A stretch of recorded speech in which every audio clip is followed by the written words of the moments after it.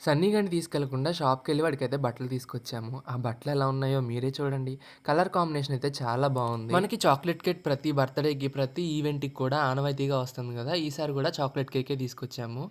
Cool cake తిని నాకైతే కొంచెం బోర్‌గానే అనిపిస్తుంది. చాక్లేట్ కేక్ అయితే ఇంకా ఎక్కువ తినొచ్చయితే సన్నీగాడికి చాక్లేట్ కేక్ అయితే తీసుకొనొచ్చాము. మన తరహాలో గ్రాండ్‌గా అయితే సన్నీగాడి బర్త్‌డే సెలబ్రేట్ చేశాము.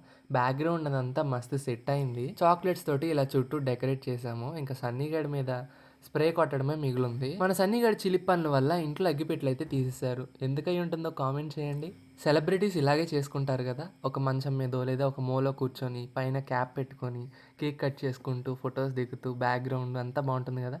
ఆ స్టైల్‌లో అయితే ఈసారి చేశామనమాట. బాబాయ్, పిన్ని అయితే సన్నీగాడిని కేక్ కట్ చేపించారు. ఇంకా వాళ్ళ మీద స్ప్రే అయితే కొట్టేసింది స్నో. వీడియో பிடிச்சிருந்தது ஒரு லைக், ஷேர், காமெண்ட், சப்ஸ்கிரைப் பண்ணுங்க. தேங்க் யூ ஃபார் வாட்சிங். அடுத்த வீடியோல நான் உன்னை சந்திப்போம்.